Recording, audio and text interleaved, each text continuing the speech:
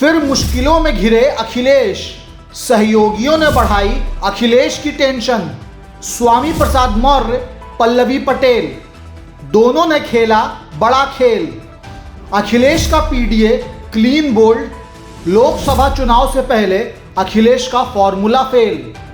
2024 लोकसभा चुनाव से पहले अखिलेश यादव की चिंताएं दिन प्रतिदिन बढ़ती जा रही हैं।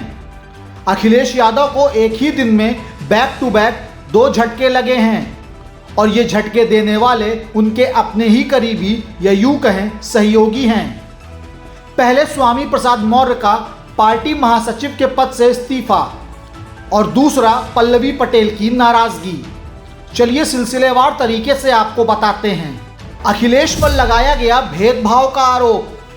स्वामी प्रसाद मौर्य ने सपा के राष्ट्रीय महासचिव के पद से इस्तीफा दे दिया। उन्होंने पार्टी अध्यक्ष अखिलेश यादव को चिट्ठी भेजी। इस चिट्ठी में उन्होंने आरोप लगाया कि यदि राष्ट्रीय महासचिव पद में भी भेदभाव है तो ऐसे भेदभावपूर्ण महत्वहीन पद पर बने रहने का कोई औचित्य नहीं है। इसलिए समाजवादी पार्टी के राष्ट्रीय महासचिव पद से वे त्यागपत्र दे रहे हैं।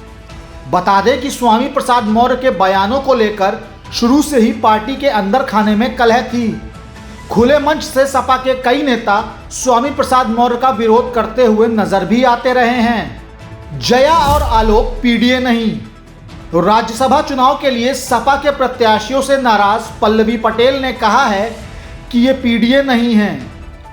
उन्होंने कहा कि आप दलित, मुसलमान और पिछड़े का वोट लेते हैं तो ईमानदारी से प्रतिनिधित्व दीजिए।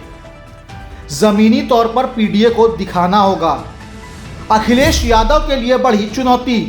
समाजवादी पार्टी की मुसीबतें कम होने का नाम नहीं ले रही हैं। राष्ट्रीय लोकदल पहले ही अलग हो चुकी है और अब सपा ने जैसे ही राज्यसभा के प्रत्याशियों का ऐलान किया, पार्टी के अंदर का झगड़ा खुलकर सामने आ गया। पहले स्वामी प्रसाद मौर्य ने लंबी चिट्ठी लिखकर पार्टी के राष्ट्रीय महासचिव पद से इस्तीफा दे दिया और अब अपना दल कमेरावादी की नेता पल्लवी पटेल भी खुलकर सामने आ गईं। समाजवादी पार्टी ने राज्यसभा के लिए जया बच्चन, आलोक रंजन और रामजी लाल सुमन को प्रत्याशी बनाया।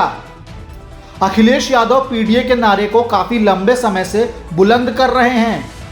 इस फॉर्मूले में स्वामी प्रसाद मौर्य खुद को फिट मानते थे और काफी समय से राज्यसभा जाने की लॉबिंग भी कर रहे थे। ऐसा माना जा रहा है कि अखिलेश ने उन्हें तवज्जो नहीं दी, जिससे नाराज होकर मौर्य ने यह कदम उठाया।